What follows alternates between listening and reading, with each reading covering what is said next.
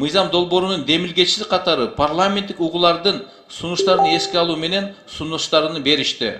Жарандардын жашырган мүлкүн легалдаштырууга жол ачкан мыйзам долбоору парламентте экинчи окууда жыяктырылды. Мүлкүн ачыктап, декларациясына жазган жарандарга аны каяктан алганын текшербөөгө кепилдик берген мыйзам долбоорун министрлер кабинети демилгелеген. Экономика министрлиги муну менен көмүскө экономиканы ачыкка чыгарууну көздөп, инвестиция тартууга шарт түзүү экенин белгиледи. Эң негизги максат 26-жылга чейин экономиканы ачык айкындыкка чыгаруу.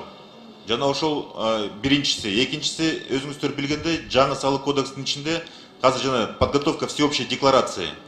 Ошондо жанагы болгон мүлктөрдү азыр бир гана саясий жактарды карап атпайсызбы, бирок экономикалык жактары да буну кучоңду. Анткени өлкөдө декларация тапшыра турчу 3,5 миллион адам болсо, алардын 70% көмүскөдө деп эсептелет. Мындан улам бул мыйзамды иштеп чыгуу зарылдыгы келип чыккан. Мүлкүн жашырган адамдарга мунапыс берүүдө жаран 100 миллион сомго чейин акысыз декларация тапшыра алат. Андан ашса мамлекетке 1 миллион сом төгөт. Буга чейин жарандын мүлкүнө байланыштуу кылмыш иши козголуп же сот чечими чыккан учурда ал байлыгын легалдаштыра албайт.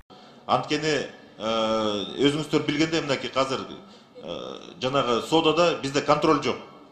Контроль жок, байган адамдар көп азыр. Ошолордун баарын тең мүлктөрүн азыр эгерде эмете турган болсо, учетко киргизе турган болсо, анын баарын тастыкташ керек. Эч ким тастыктай албайт ал азыр мүлктөрүн каяктан чыгып келгенин. Ошон үчүн азыр ошонун баарын тең легалдаштырып, бир этапта бунун баарын тең бүтүрүп салып, анан кийин эмкиден кийин башташыбыз керек.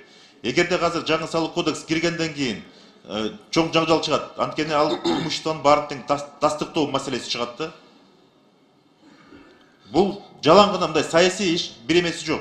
Бул экономика гана багытталган мыйзамдардын бири да бул. Талкуу учурунда айрым депутаттар бул мыйзам долбоору карапайым калк үчүн эмес, мыйзамсыз байган бизнесмендер үчүн гана иштей турганын айтып сын калышты. Ошол эле учурда бул мыйзам коррупцияны легалдаштырууга жол ачаарын билдиришти. Өз кезегинде министр документте жасаган кылмышына эмес, мүлкүнө мунапыс берилип жатканын айтты. Бул биздин карапайым элге иштебейт бул мыйзам. Иштейт.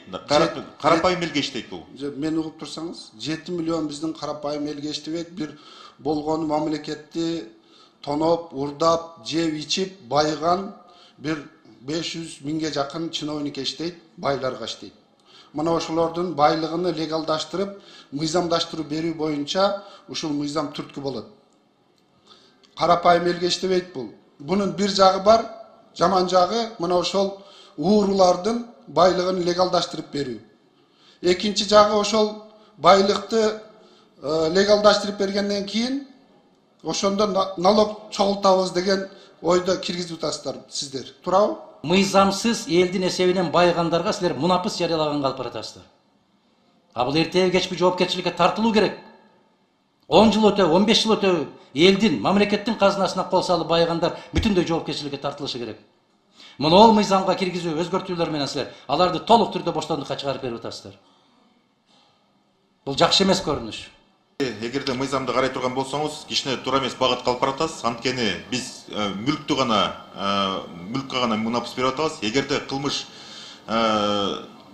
тактала турган болсо, ал кылмыш үстүндө жооп берет. Бир гана мүлк тууралуу эле мунапыс берилип атат буякта. Кыргызстандын эгемендик тарыхында буга чейин 3 жолу мүлктү легалдаштыруу жараяны өткөрүлгөн. Мындан улам эксперттер мыйзам долбоорунун эч кандай тобокелчилиги жоктугун айтышат. Тескерисинче бул мыйзам ишке кирсе, мүлкүн жашырып, туугандарына каттатып алгандар азаят дешет.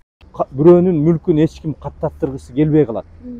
Себеби өзү толтуруп атканда, эгерде ал мүлк сизге эч кандай пайдасы жок болсо, жөн эле салык төлөгүңүз келбейт да. Ошондуктан көпчүлүгү баягы жаап жашырылган мүлктөр өзүнөн өзү деле чыгат. Бирок ошого жеткизбей биз жана амнистия жолу менен ошолорго мүмкүнчүлүк түзүп беришибиз керек да. Анан бул кандайдыр деңгээлде инвесторлордун пайда болушуна алып келет. Ички инвестициянын жакшырышына, инвестициялык климаттын жакшырышына да алып келет да. Эске салсак, буга чейин 2020 жылдын декабрындагы мыйзамга ылайык 3-чү легалдаштыруу кампаниясы жүрүп, ал өткөн жылдын 31 декабрына чейин узартылган. Ага ылайык 70 миллион сомго чейинки сумманы легалдаштырууда төлөм жок, бирок андан ашса, мисалы 200 миллион сомго тапшырса, анда 2 миллион сом төлөйт деген шарт коюлган эле. Алмагүл Эрке Багызы, Жылдыз Кадырбаева, Ош ТВ.